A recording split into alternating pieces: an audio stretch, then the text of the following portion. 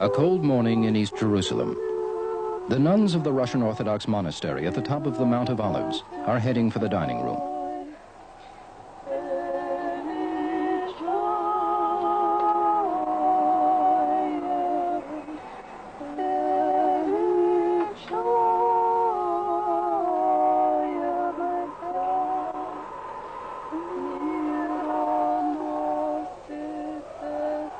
From the tallest bell tower in Jerusalem, known as the Russian Candle, Sister Natalia calls the nuns to their morning mass.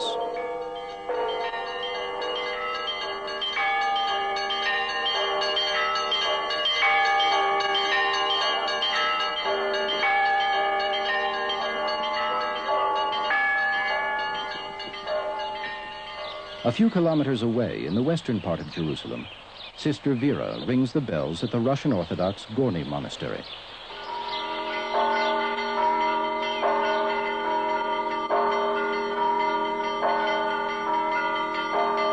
The two Russian Orthodox nuns ring their bells to the same tune and pray the same prayers in the same language, Russian.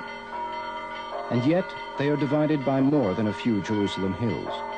They are divided by a fierce, 70-year-old conflict. The communist revolution brought about 7 decades of repressive state atheism. The clergy who escaped the communist persecutions created the Russian Orthodox Church in exile, the White Church. In the Soviet Union, what was left of the once powerful Orthodox Church came under state domination and became known as the Red Church. The split in the once united Russian Orthodox Church has never been resolved.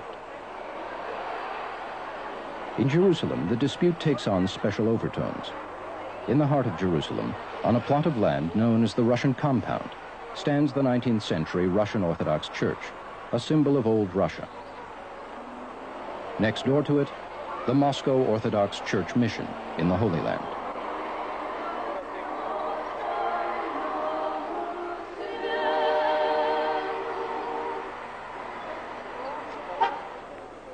The Soviet Union and Israel have no diplomatic relations. Ironically, the world's largest atheist country is represented in the Jewish state by a religious mission. A special mass at the Red Russian Church to mark the name day of Pimen, the Patriarch of Moscow.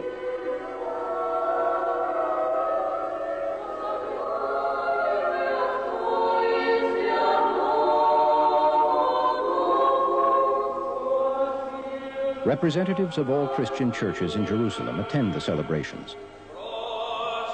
The message is clear.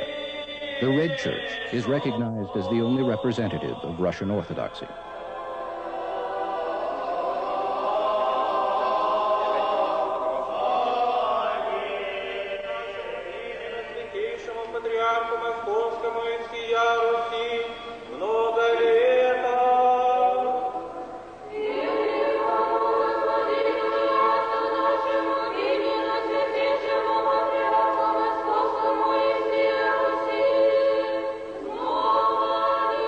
The sounds of the special prayer do not reach the White Monastery on the Mount of Olives. Before the creation of the State of Israel, only the Russian Orthodox Church in exile, the White Church, existed in the Holy Land. In 1948, the newly born State of Israel handed over all of the White Church property within its boundaries to the Moscow Patriarchate. It was an expression of gratitude to the Soviet Union for supporting a Jewish state, and a well-calculated political move.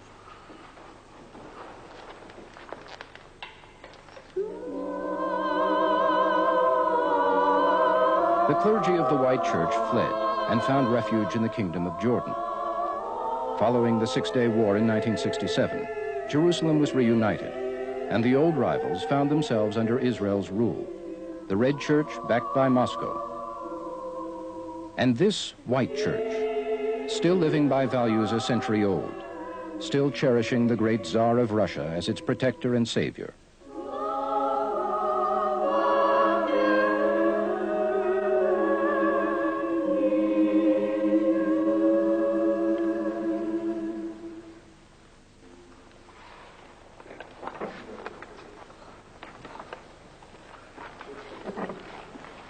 The white archpriest, Father Vladimir, and his nuns behave as if the clock had stopped in 1917.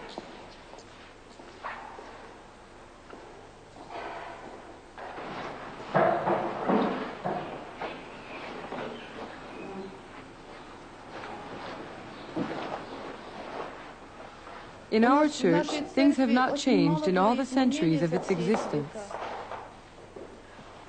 The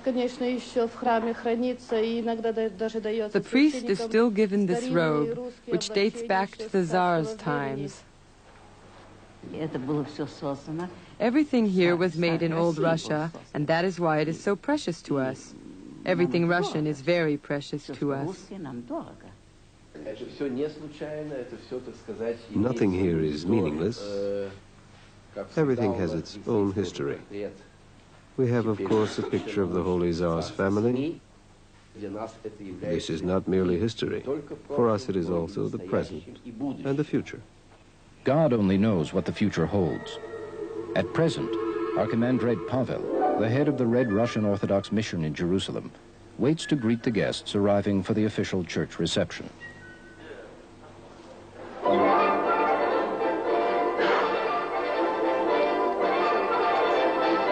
A special welcome is reserved for Comrade Plikhin, the head of the newly established Soviet diplomatic group in Israel. The first sign of Gorbachev's perestroika towards Israel.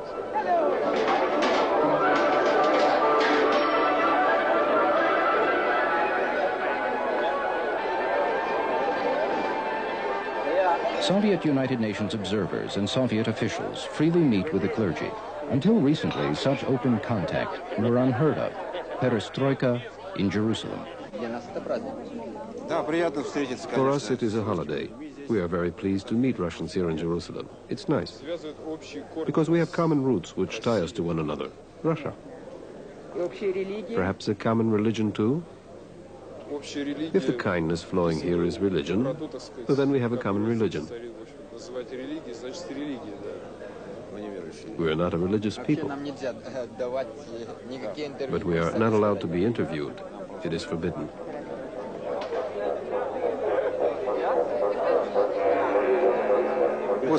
We are here for the first time in 20 years. Before we came, there had been no official group. Presumably, Soviet clergymen have been handling certain political and official functions. Now you can imagine how important this mission was.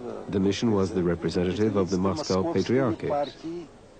And where is it situated? In Moscow.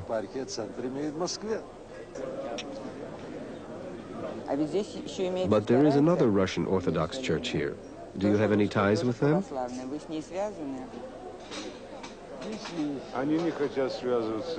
They do not wish to have any ties with us, and we of course do not recognize them, just as they do not recognize the Moscow Patriarch. About the relations between both churches, ask the priests. But they broke away from us, not vice versa.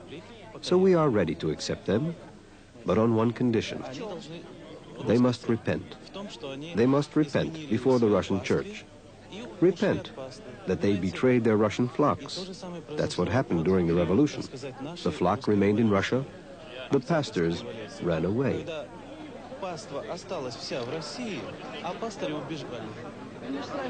But we know that priests were murdered in Russia. Murdered? So what? There are still pastors in Russia. The church was not left without pastors. But it's frightening to be murdered. Why? Not for a Christian. For a Christian, not at all. We cannot forget the past. For 70 years we have not forgotten that thousands and thousands and thousands of people were murdered for their beliefs. It is easy to state it here, openly and freely. But unfortunately, the Moscow Patriarch denies it. It is the main reason we cannot be united.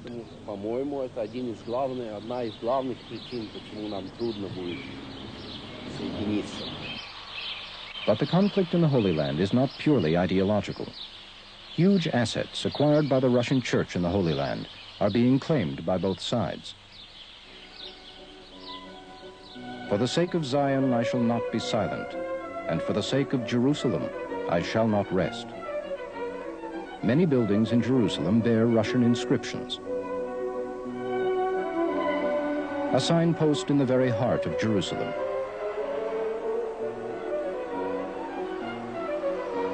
In the 19th century, Jerusalem was overwhelmed by a massive wave of Russian pilgrims. 11 churches and 7 monasteries were built.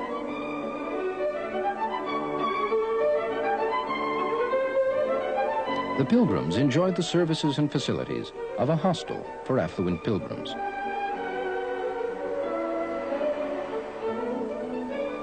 A hospital, which today houses Israel's Ministry of Agriculture. Near the cathedral, the Women's Hostel, now housing Israel's Museum of Heroism. The Jerusalem Police Headquarters once served as a hostel for men.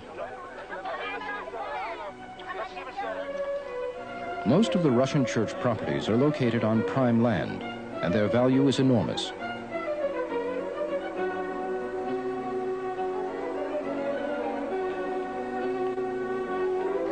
Paradoxically, even the seat of Israel's Supreme Court is located in a building owned by the Red Russian Church. In this building, as you see, on the one side is the Supreme Court of the State of Israel today. That's where we are standing right now. But you see from the window, the other part of the building is where the Red Russian Church Mission has its headquarters. And of course, the State of Israel, until this very day, pays the rent to the Russian Church Mission for the part of the building which it uses. In the courthouse, rented from the Red Church, the State of Israel has been facing a long and complicated lawsuit. Clea Albeck, a state attorney, has been representing the state in a lawsuit brought by the White Church to reclaim the huge Russian church assets. Each thinks he is the only true heir of the Russian church, which was one church in the 19th century. And each of them thinks that they, and only they, are those who are the true Russian church today, and therefore the true heir of everything which belonged to the Russian church in the 19th century. No such dispute was possible before the revolution, in the days when over 30,000 pilgrims came to Jerusalem every holiday.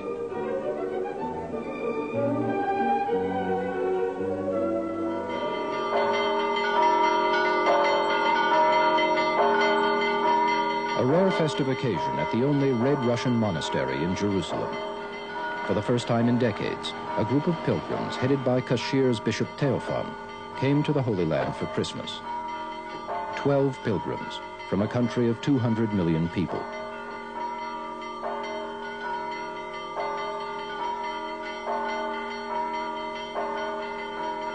Excited, the nuns anxiously await the special prayers held for the pilgrims.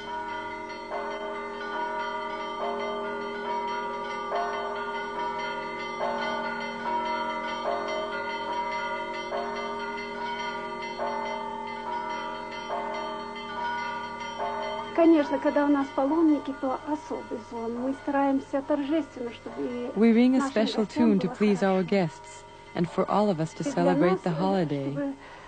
Чтобы и сестрам было, и праздник прошел прекрасно. The Red Russian Church has no following in the Holy Land. Its ceremonies look like part of a surrealistic play.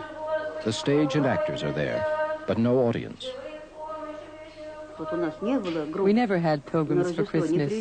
This year they came, and it's good.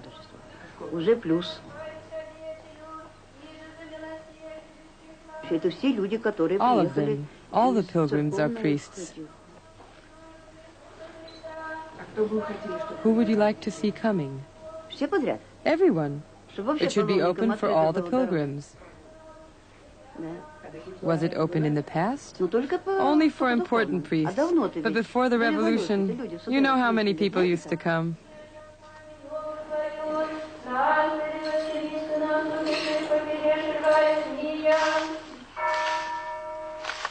At the Red Russian Gorny Monastery, 48 nuns live a secluded, primitive life.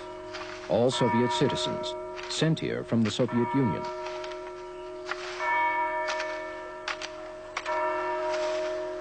Here in the center of Jerusalem, daily life resembles a remote Russian village of the 19th century.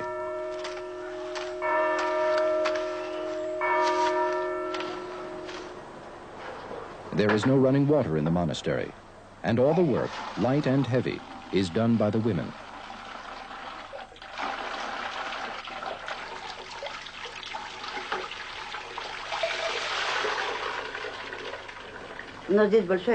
We have a big reservoir, and we use the rainwater which gathers in it. To this day, there is no running water. Despite the hardship and the daily chores, the nuns show the prescribed Russian optimism. You all saw us. What do we look like? Some plump, some skinny. Anyone who sees us can judge for himself. Just look at what we wear, at our clothes, at the shoes we have. You saw us in the dining room. There's nothing to complain about.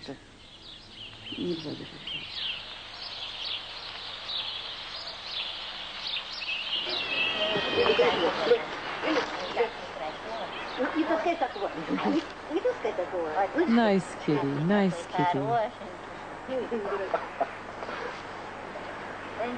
She's afraid of men because there are only nuns in our monastery.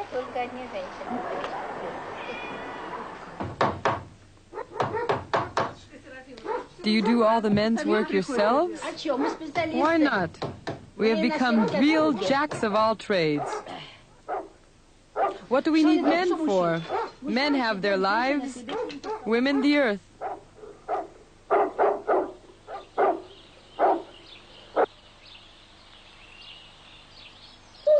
Dig it up well, there's a porcupine around.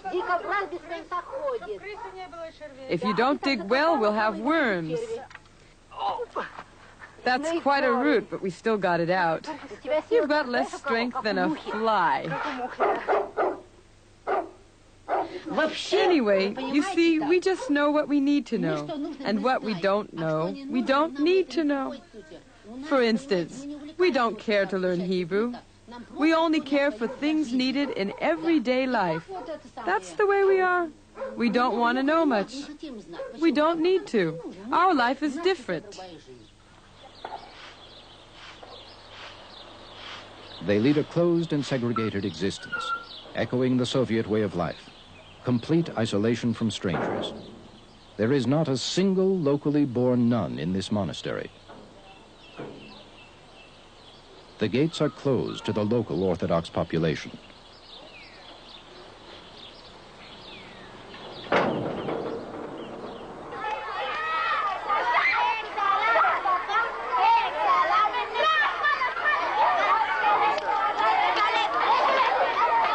In Bethany, on the outskirts of Jerusalem, the White Russian Church maintains a school for Arab girls, run for some 50 years by Sister Sophia.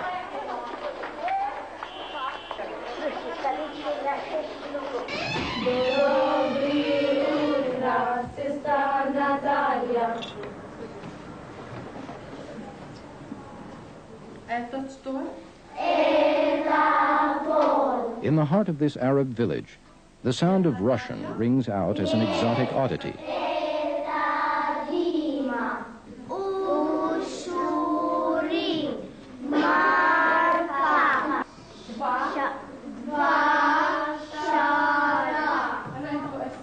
It's very difficult for them. It's just the beginning. I studied at this school too. At the Bethany School, the children come into contact with the Russian language of a bygone era. It is in this language that Sister Sophia speaks of her beliefs.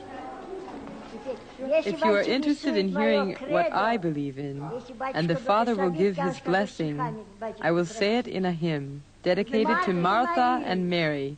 Dear Lord, give me hands to work with charity and love. In this life, one must hasten to help all who are needy. We should open our arms to those knocking on our doors, asking for help. Young Arab girls dance round a Christmas tree, singing in Russian. They dance and sing just as girls do in faraway Russia, but there is a slight difference. Children in Russia do not know that this tree is part of a Christmas celebration.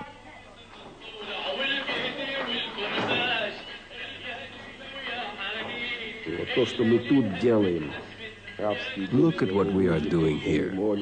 Arab girls know how to bless themselves, and they celebrate Christmas by the tree. This is something which is impossible in Russia.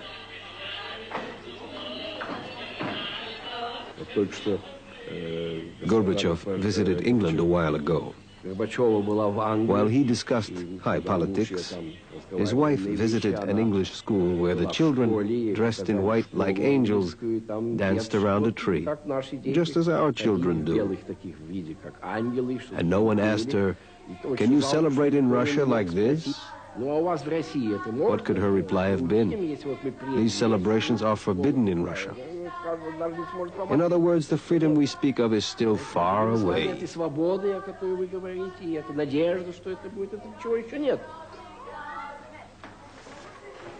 And how does the Red Russian Church celebrate Christmas in Jerusalem? By attending the reception at the house of the President of Israel.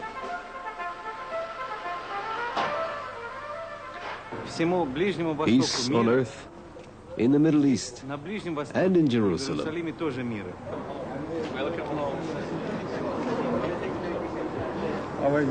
Fine, thank you. Good. How are you? Great. First of all, I would like to explain to you that Mитрополит Белый sent to you the best regards, and maybe in May or in June you must come to our country. Welcome, welcome, welcome, welcome. At this annual event, the President welcomes representatives of all Christian denominations, except the White Russian Church. The Soviet priests enjoy the singing of an Israeli choir.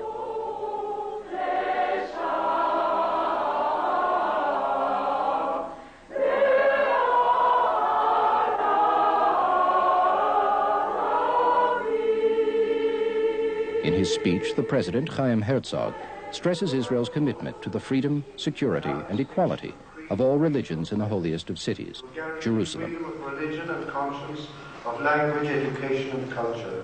It will safeguard the holy places of all religions.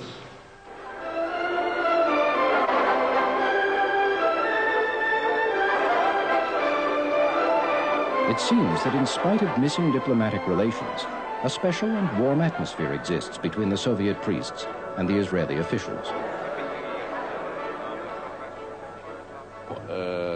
Насколько мне известно, сам президент Герцог и вообще... As far as I know, neither President Herzog nor the Israeli government objects in principle to inviting us to the reception.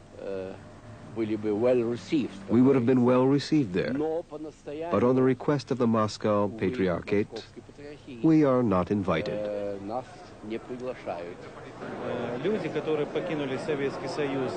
All those who escaped from Russia after the revolution are suspicious and scorn us to this day. Unfortunately, they see us as active communists.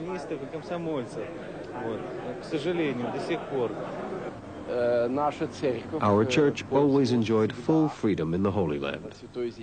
We were recognized as the Russian Orthodox Church. But since the new Patriarchate was established in Moscow, and because of various political considerations, we are being completely ignored. The monastery on the Mount of Olives was built by the Tsar's family in 1903. Half its nuns today are Arab. Others are the daughters of the generation which, together with the fallen Tsar, were dispersed to oblivion. Russian emigres all over the world appreciate our prayers in the Holy Land. They are grateful and send us donations to run the monastery. We are not involved in politics. We know nothing about it. It's too complicated for us, and we have no wish to deal with it at all. И направлялся в монастырь, находящийся на расстоянии 20 стадий.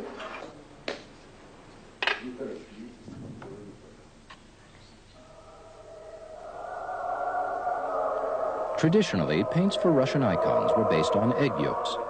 This is how the White Russian nuns paint to this day.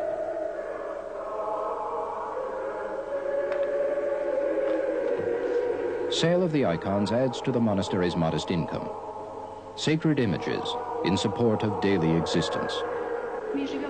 No, we are not of this world, as if we were between heaven and earth, and we are trying to get away from this world.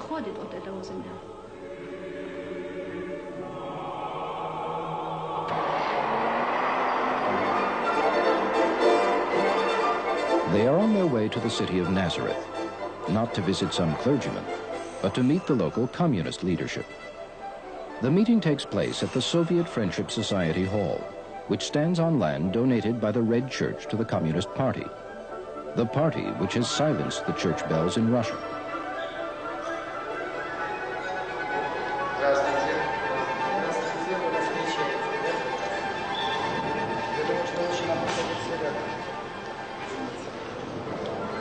Perhaps in the Middle East, the communists play a different tune.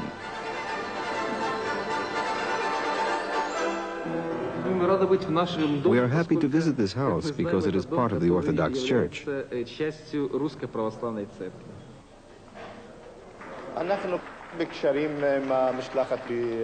are in close contact with the mission in Jerusalem on issues like the management of this land. But our relations are not only business. We are in full understanding on the principles for which this house stands.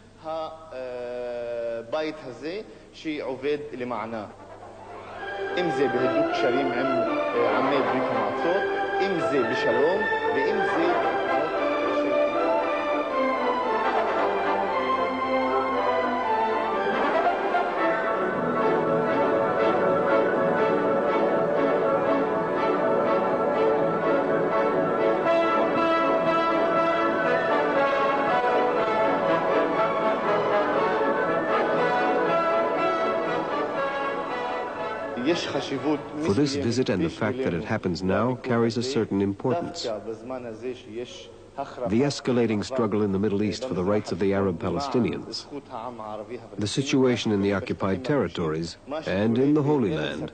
On these issues we share the same views. Please, my regards to the assembly and for all the... We would like you to come to the Soviet Union. And when you do, come and see us.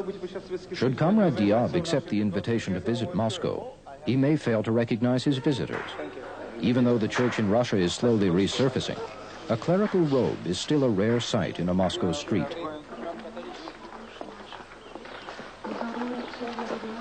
Holy icons, the nuns at the Red Gorny Monastery believe, better than any man-made fence, will protect them against evil people and evil spirits.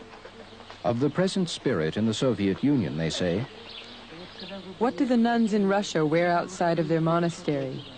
We never dressed like this. We would wear a regular dress and a headscarf. Here we walk freely through the big city wearing our nuns' habits. I was on holiday in Moscow a while ago. I went out of the hotel in my nun's habit for a little. Near the hotel, I tried. A year ago, I visited the village of Pechora. There you can wear the nun's habit because there's a monastery in the village. But in other places, I didn't dare.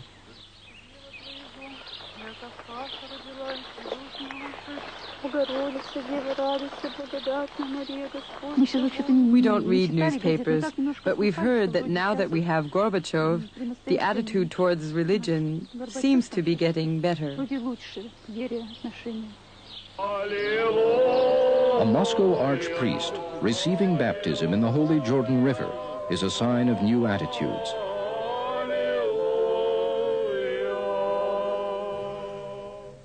Услышим святого Евангелия и Духове Твоему, От Марка Святаго Евангелия чтение. Слава тебе, Господи, слава. Today, 12 pilgrims are renewing this famous Russian Orthodox tradition. 80 years ago, 1,000 Russian pilgrims would enter together the holy waters. И обе восходят воды, видя разводящиеся небеса, и дух, яко голубь сходящий нань, и глаз бы с небесе. Ты си сын мой возлюбленный, о нем же благоволи. Слава тебе, Господи, слава. Like all other tourists, the pilgrims will take back Israeli souvenirs. On one postcard, religion and Israel, two subjects formerly taboo in Russia. The Russian priests enjoy a rare opportunity to meet freely with other tourists. Is it possible for us as Christians to join your religious ceremony? Why not? Why not?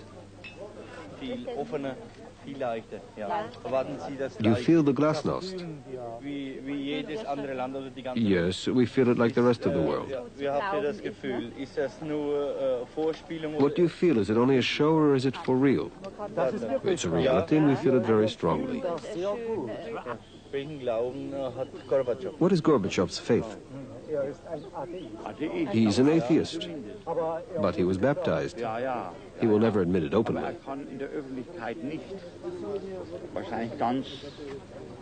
Eine Bekennung ablegen. Vielen Dank. Gute Reise noch.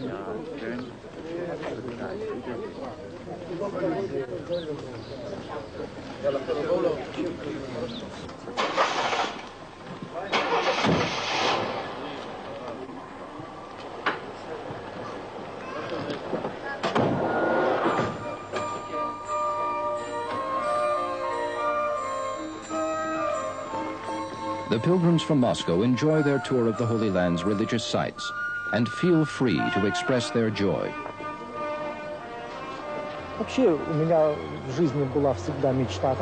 All my life I dreamt of coming to the Holy Land.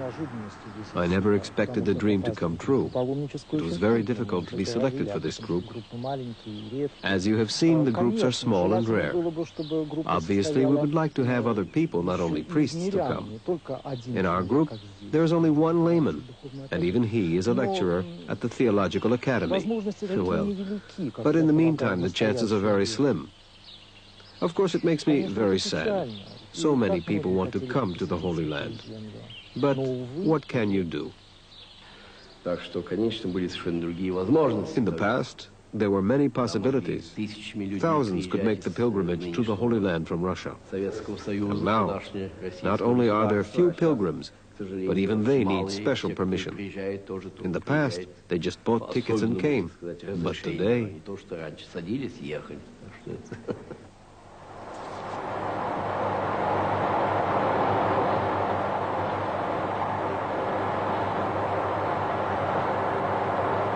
The lucky ones to be allowed a pilgrimage to the Holy Land enjoy a special bonus.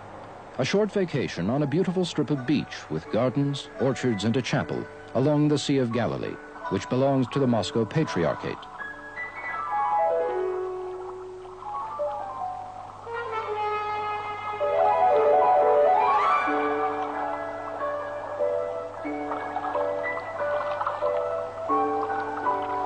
The idyllic atmosphere seems to have been preserved from the times of Jesus. Is this how it was or not? I keep asking myself whether it was like this or not.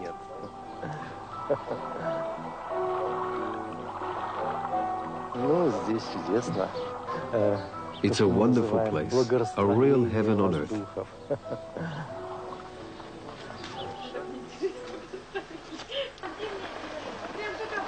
The same story of land ownership surrounds this idyllic spot. After the Russian Revolution, the property remained in the hands of the White Church.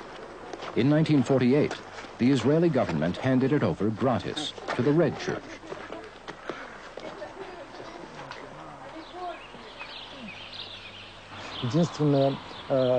I have nothing to say about it, just that we are very sorry about the existing situation. We hope things will change for the better in the future. But unfortunately, till now we have faced the unwillingness of the church in exile.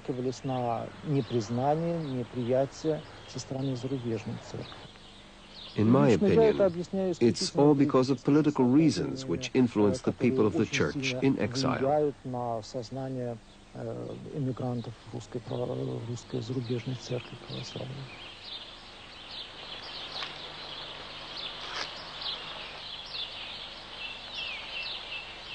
Political reasons are not the only ones. The plot of land on the Sea of Galilee is probably one of the most valuable in the world.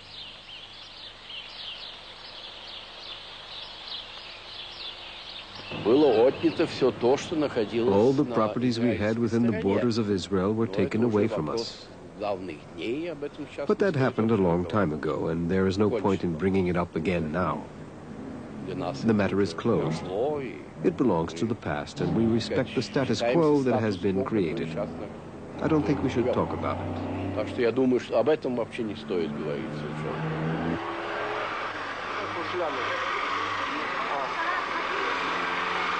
The Soviet pilgrims are trying to visit the Orthodox Church at Cana of Galilee. The gates are locked. No one awaits them. Through all these years, the Red Russian Church made no effort to maintain its following in the Holy Land.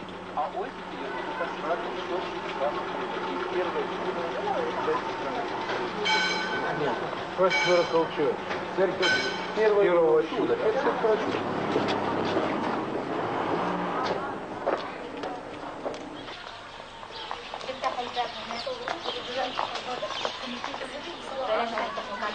Twice a day, the Arab girls of the White Church's school in Bethany go to the caved church in the school's yard.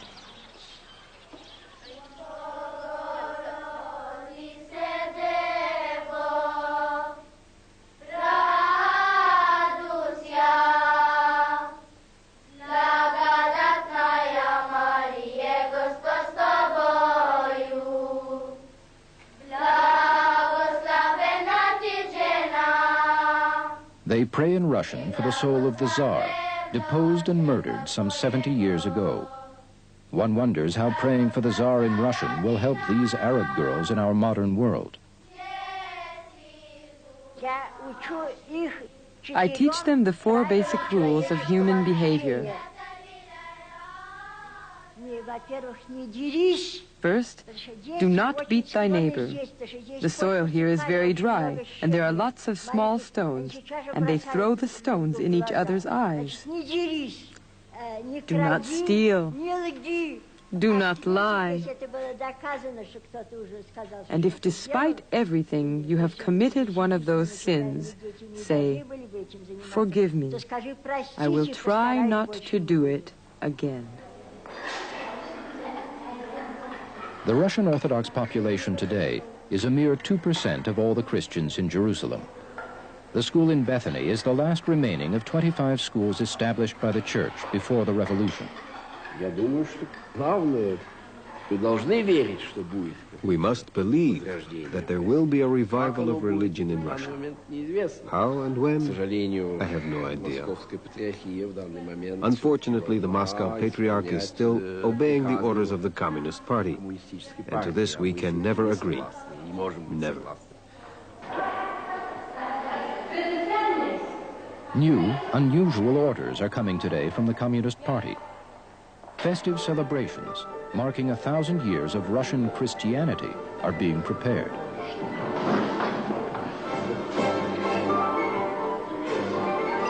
The group of Soviet pilgrims coming to the Holy Land for Christmas opened the Millennium celebrations in Jerusalem. We are here to celebrate our millennium, the millennium celebrations which will also begin soon in Russia.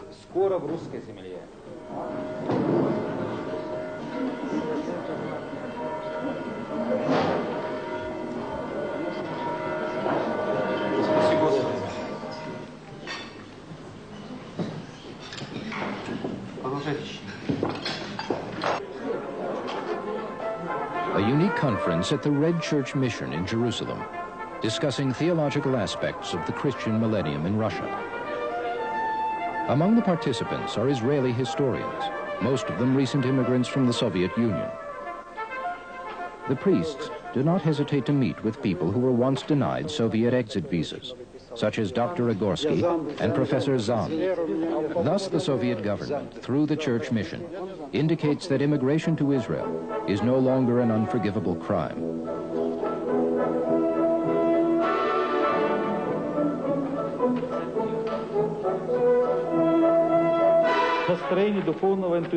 We have the great honor of launching the anniversary celebrations in the Holy Land.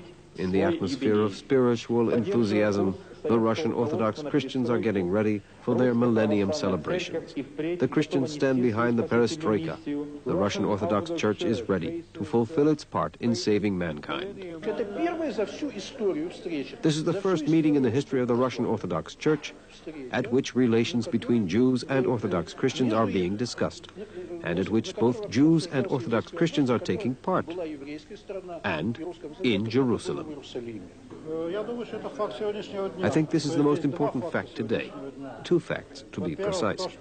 We Jews who came from the Soviet Union are here at the invitation of the Russian Orthodox mission. The fact that there were hostilities in the past does not mean it will be that way forever.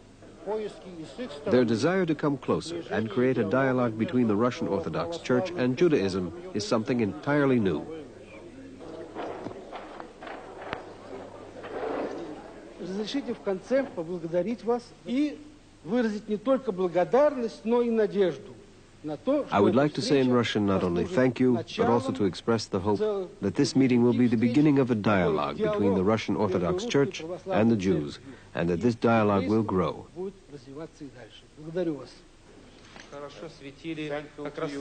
You have illuminated the points which unite us and have helped us fight the evil human will. And in which we together could fight for the evil human will. For the evil will, human will. As we have seen it manifest itself in some known hostile acts. If we listen carefully, it seems that the dialogue here between Christianity and Judaism is not the only issue. The real issue is a growing dialogue between the Soviet Union and the State of Israel. What I see in this meeting is the Soviet Union's obvious interest in creating a dialogue with Israel.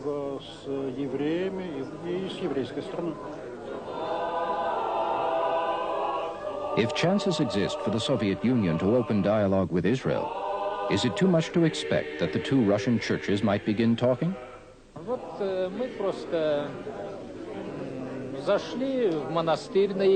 We went to the monastery on the Mount of Olives.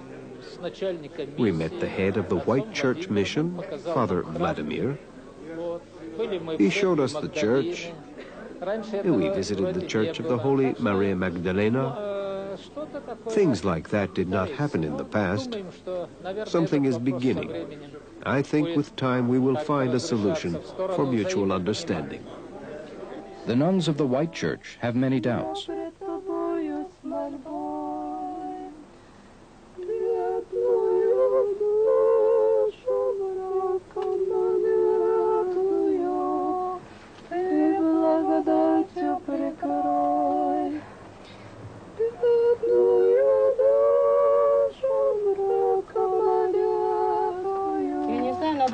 I think there must be a 180-degree change in Russia in order for any kind of unity to emerge.